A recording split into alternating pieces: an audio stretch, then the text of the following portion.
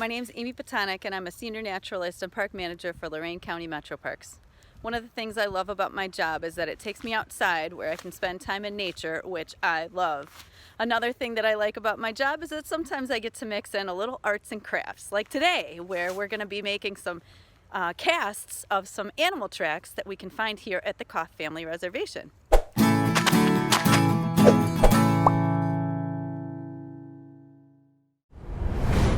Casting tracks is not just a fun science activity, it's also easy. There's only a few steps to follow and the supplies needed are pretty inexpensive. If you don't already have them at home, you can get them at your local big box store in either the hardware or arts and crafts departments. The retainer holds the casting material around the track while it dries. To make one, you'll need a piece of cardboard roughly 2 inches wide by as long as it is necessary to circle around your track. A paper clip will hold the cardboard retainer in a ring shape when the ends are overlapped. In my demonstration, the casting material I'll use is plaster of Paris, which is useful for repairing holes in walls and also for arts and crafts projects. It comes in powder form and is super cheap. There are other casting materials out there. You might try something like your dentist uses to make impressions of your teeth, but you're probably going to have to shop for that online. Water is used to prep the plaster for casting in my demonstration. Whatever material you're using, just read the mixing instructions on the container to know how much water you'll need to prepare. You'll need some sort of container for mixing your plaster in and some sort of tool for mixing it with. I'm using a small plastic measuring pitcher and a rubber spatula that I keep on hand for crafting use only. Whatever casting material you use, there's bound to be a wait time. Use a watch, a timer, your phone, or another device to track the drying time. Once you've gathered up and packed all the necessary supplies, you're ready to find some tracks.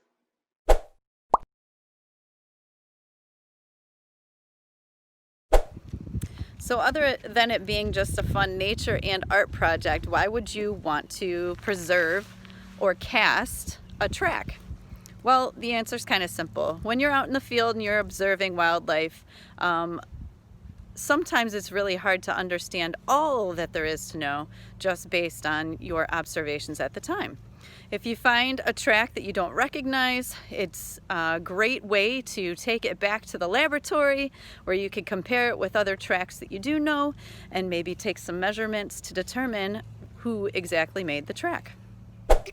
So in order to make a plaster cast of a track, we have to find some tracks. And the reason I say we is that I have my two helpers with me here today, Otis and Keller. So we're going to be exploring the park and trying to find some casts. When visiting the park, you don't often get to see wildlife. But today, we're looking at some white-tailed deer. So hopefully, they've left behind some tracks that we might find later in order to make some of our plaster casts. So while we're looking for tracks to make casts out of, we're going to be looking through muddier areas. The more mud, the better the footprints stick to the soil. So we need to look in areas that have recently had a little rain. Some dried up moisture will make the best places to find these tracks. Looking through this section, we can see some deer tracks that have been left behind by some of our friends we saw earlier on the path. But a lot of them have debris that might muck up our sample if we try to collect the track using plaster.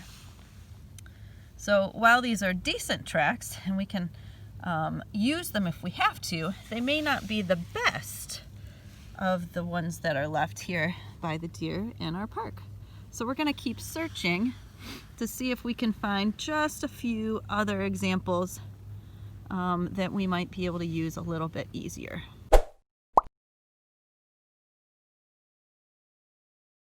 Okay, so to make your retaining wall, you just want to take your heavy cardboard or whatever material you've got and try to loop it around so that it makes a circle. You want that circle to be big enough to accommodate the full size of the track with a little bit of space to pour the plaster and create sort of a nice display. So we're going to put this around the track because I've got an odd shaped paper. It's just going to be sort of an odd shaped track, but I'm hoping that this little flat side that I made where I put the paper clip will actually allow it to stand upright once it's dry. So your goal is to press it down into the soil without damaging the track itself. Now, Keller's going to shoot inside there so you can see the track that we're going to cast. And it appears to be a deer track. But it'll be a lot easier to tell once that cast is made. We can dust it off, get the debris out, and then take some measurements and really identify who made the track.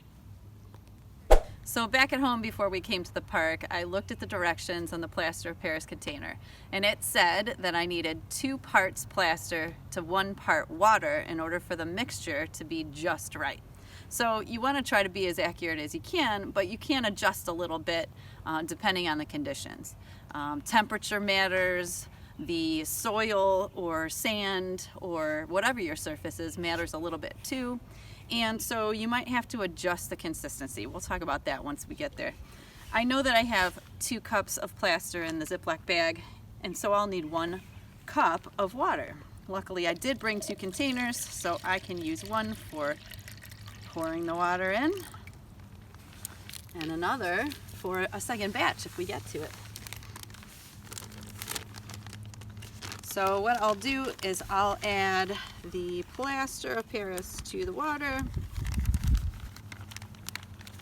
and my goal is to get it well mixed so that it's fairly smooth. I don't want it chunky. I brought a spatula, but I've seen people do this in the field without bringing spatulas. They just use sticks, so that's an option too.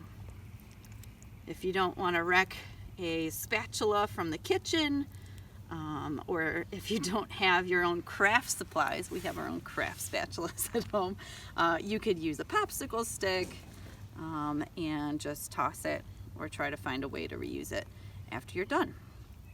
So I'm mixing it. I'm trying to make sure that the lumps get smoothed out, and I don't want to waste a lot of time because plaster of Paris, when mixed with water, does solidify quickly. It turns hard very fast, so you can't take a lot of time smoothing out, but you do want to make it a smooth consistency, sort of like pancake batter. Okay, so now that we have the right consistency, we're going to go ahead and pour it into the mold. So if your soil is dry, you don't want to mess up your track too much by pouring it directly inside. You might pour it off to the side. So we found a dog track right next door to the deer track, and since we have excess plaster, Keller's gonna pour a little bit more in the casting site next door. So again, as you pour that plaster inside your retainer wall that you created out of the cardboard, just try to make it go all the way in. You can smooth it out a little bit with the spatula to make sure that it covers all the area that you want. You want to make it as deep as about an inch and a half thick. So if you need to pour just a little bit more, you can do that. So after you've poured your cast, the next thing you need to do is wait. And although this can be the hardest thing to do, it's really important in the few steps that there are to casting tracks. It's important because while the plaster dries pretty quickly, it doesn't cure until it sets for a long time. So within 30 minutes or so, you might be able to pull the cast off of the ground and take it home with you, but you would really want to let it dry overnight before trying to dust off any of the dirt or sand or other debris from your cast. So it's been about 30 minutes and I've lost my kids to the woods across the trail, and I am checking our plaster casts as they've been sitting for some time now. But I'm not going to hold my breath. One, it's pretty chilly outside today, and so I know that the dry time is going to take a little bit longer. And two, because of where we cast the tracks, the mud was quite damp, and so it's going to take the plaster nearer to the surface of the mud even longer to dry yet, because it's gathering moisture from the dirt itself. So we're going to be patient, but we're going to take a look at our casts.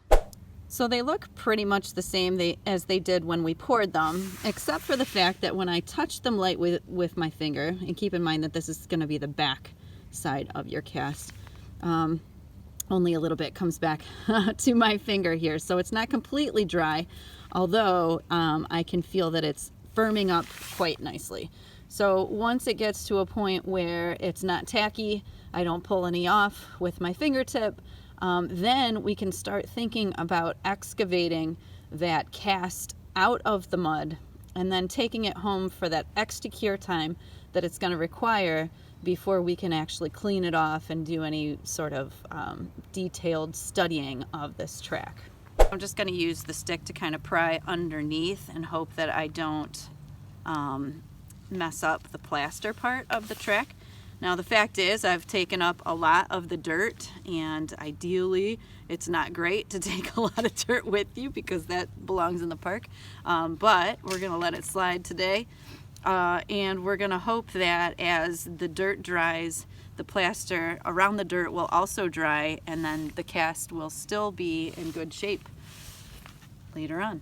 So since the dog track came out pretty well, we're going to go ahead and extract the deer track. In better conditions, again, this would pop right out of the ground. You wouldn't have to worry about the excess mud. In this case, we didn't pull quite as much mud off, but we're going to try to keep the rest of this debris intact for now. The more we can leave on the plaster as it cures, the better the cast will be at the end of the cure time. So we're just going to leave this like this. We're going to try to take it home in our container so that we don't damage it at all, and then we will clean the rest of this debris off after it completely cures.